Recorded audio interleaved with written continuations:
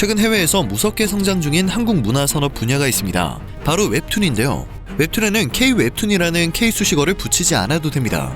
김치를 K-김치라고 부르지 않는 것처럼 웹툰은 한국에서 태어났고 웹툰 자체가 한국의 웹, 디지털 만화를 얘기하는 용어이기 때문에 해외에서도 원조로 통용되기 때문이죠.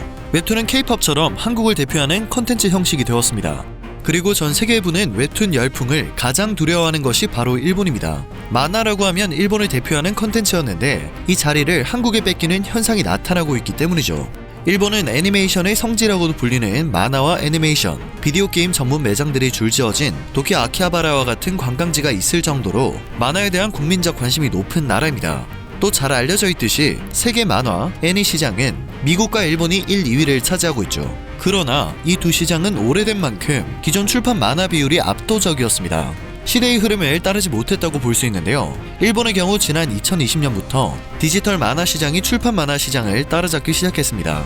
한국에서 2000년대 초반부터 웹툰이 자리잡기 시작했던 것에 비하면 한참 늦은 흐름입니다. 지난해 일본 만화 산업의 디지털 전환율은 약 45%에 불과합니다. 때문에 세계 만화와 애니 시장 1, 2위를 차지하고 있던 미국과 일본에서 점차 디지털 웹코믹스 시장이 성장하는 상황은 우리나라에는 기회로 작용했습니다. 한국에는 진작 웹툰이 자리를 잡고 있었기 때문에 미국이나 일본 시장을 장악해버린 것입니다. 한국 기업들은 일찍이 스마트폰에 최적화된 콘텐츠 플랫폼 틀을 구축하고 있었죠. 그리고 한수를 더 떠 한국 웹툰은 20년 이상의 비밀을 숨겨온 새로운 형태의 다국어 버전 만화까지 공개를 해버립니다. 웹툰이 해외에서 새로운 비즈니스 모델로 평가를 받는 이유입니다. 한국콘텐츠진흥원은 언론 보도에서 미국에서 연재되는 만화 업계에는 한국 웹툰과 정확히 일치하는 장르가 없다고 밝힌 바 있습니다. 독보적이라는 거죠.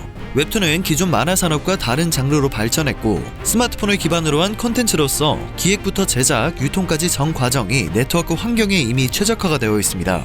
만화 산업이 일본의 자랑이라는 말도 옛날 말이 되어가고 있는 건데요. 이쯤 되니 일본에서 역전을 당하고 도태되지 않는 것을 찾기가 더 힘들다는 생각이 듭니다. 일단 일본 시장 상황을 살펴볼까요? 일본 내 디지털 만화 플랫폼에서 한국 업체들은 무려 70%의 점유율을 기록하고 있습니다. 전통적인 만화 강국 일본에서 한국의 웹툰이 인기를 끌고 있는 건데요. 일본 웹툰 시장을 사이에 두고서 일본 기업이 아닌 한국 기업 간 신경전이 더 치열한 상황입니다. 카카오의 피코마와 네이버의 라인만가가 대표적이죠. 일본 기업은 여기에 명함을 못 내미는 정도인데요. 일본의 거대 출판 기업인 고단샤와 슈에이샤, 쇼카쿠칸 등이 웹툰 시장 진출했음에도 한국 기업의 피코마와 라인만가가 과반수가 넘는 시장 점유율을 차지하고 있습니다. 거대 출판사들이 스마트폰 등장 이후에도 종이책을 고수할 때 한국 IT 기업들이 일본 디지털 만화 시장에 비어있는 틈새를 공략했기 때문입니다. 일본 출판과학연구소에 따르면 2020년 일본 만화 시장 규모는 6,126억엔, 하나로 약 6조 3,846억 원입니다. 여기서 디지털 만화 추정 규모는 4조 5,410억 원입니다. 시장 규모로는 1위를 달리고 있는 일본 시장 속에서 한국 기업들이 70%가 넘는 매출 점유율을 기록하고 있는 것이죠. 즉 세계 1위 애니메이션 시장 속에서 국내 회사가 1위를 기록하고 있는 실정입니다. 아무리 일본인들이 자국 기업을 애용한다곤 하지만 일본이나 미국에서는 기존 출판 만화를 스캔하는 등의 방식으로 디지털화하는 서비스가 중심이었기 때문에 외면을 당할 수밖에 없다고 생각합니다. 스캔을 하는 방식의 경우 심지어 흑백 화면의 만화를 봐야 하는데 경쟁 상대가 될 수 있었을까요? 반면 수년은 앞서 있던 한국 기업들은 이미 위에서 아래로 읽어나가는 세로 스크롤 서비스를 제공하고 있었습니다. 이렇게 스크롤을 내리는 방식으로 특화된 것이 바로 한국의 웹툰이었고 디지털 문화에 익숙한 10대, 20대 일본인들은 한국에서 유래된 웹툰 플랫폼을 선호하게 되었죠. 이는 결과적으로 일본 시장에 웹툰이 자리 잡을 수 있는 원인이 되었습니다. 김영재 한양대 문화컨텐츠학과 교수는 일본 만화 산업과 한국 웹툰 산업의 경쟁력은 모두 존재한다고 설명했습니다. 다만 한국의 웹툰은 콘텐츠 소비자로서 디지털 네이티브가 원하는 특정 관점에서 속도감과 상호작용성, 소통을 통해 함께 작품을 만들어 나간다는 점, 다양한 선택 옵션, 인기 작품의 즉각적인 확인과 검증 가능성이 국가를 막론하고 모든 디지털 네이티브들이 원하는 속성과 맞기 때문에 더 인기를 얻고 있는 것이라고 설명했습니다. 일본 언론들도 자국 만화 산업을 그들의 자랑으로 여겨왔었기 때문에 이런 상황을 큰 위기로 느끼고 있는데요. 대표적으로 산케이신문은 흑백인 일본 만화와 달리 전면 컬러에다 스마트폰을 통해 위에서 아래로 읽어나가는 세로 스크롤이 특징인 한국 만화가 일본에서 독자를 늘리고 있다며 세로 스크롤 만화가 세계 표준이 될 것이라는 시각도 있고, 이에 동참하는 일본 출판사도 늘고 있어 일본이 자랑하는 만화 문화는 도태될지도 모른다고 보도했습니다. 상케이는 잡지를 일식해 일본 만화는 한 페이지에 여러 장면을 포함하지만 세로 스크롤 방식은 이럴 필요가 없고 하나의 장면마다 이동하면서 술술 읽히기 때문에 틈새 시간 동안 가볍게 즐길 수 있다고 분석했습니다. 이런 분석에서 이미 대세는 한국의 웹툰이 되었다는 걸 알 수 있습니다. 일본 만화 업계의 위기감도 깊어지고 있습니다.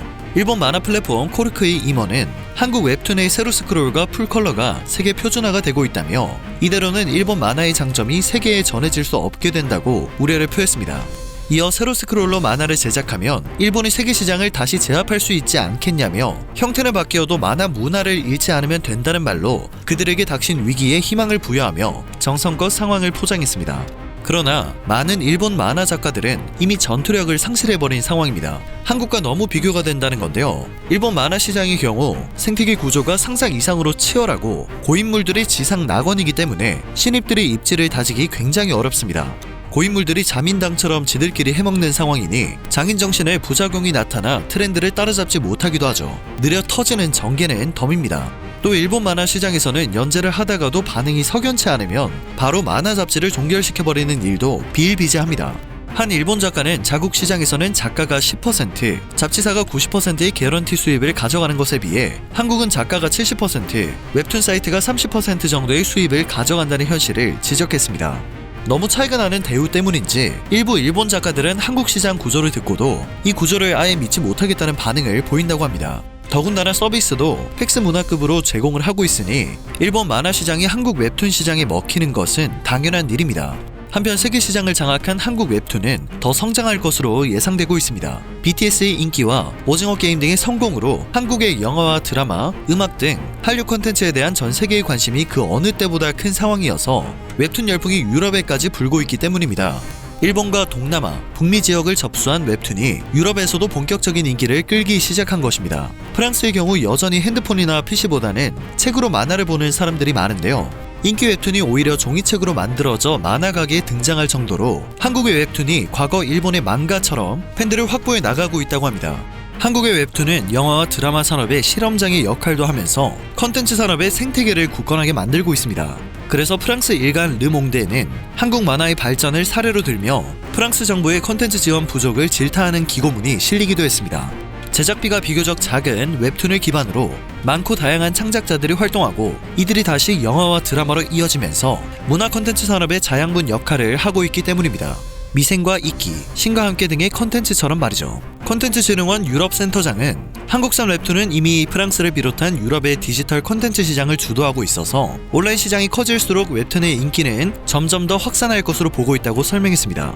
한국콘텐츠진흥원은 전 세계적으로 웹툰 시장이 100조 원 규모로 커질 수 있다고 전망하고 있습니다. 어쩌다 한 번인 줄 알았던 한국 콘텐츠의 성공 사례가 계속 이어지면서 한국에서 왕성한 창작력을 만들고 있는 웹툰에 대한 관심이 커지고 있는데요. 온라인 동영상 서비스를 통해 퍼져나간 한국 웹툰은 이제 세계인의 관심사가 됐고 거세게 부는 한류 열풍과 코로나 사태 장기화 속에 한국 웹툰 시장은 더욱 활기를 띨 것입니다. 오늘 전해드릴 소식은 여기까지입니다. 영상이 정보가 되셨다면 그것만으로도 감사드립니다. 늘 새롭고 유익한 뉴스를 전하는 로버튜브 되겠습니다.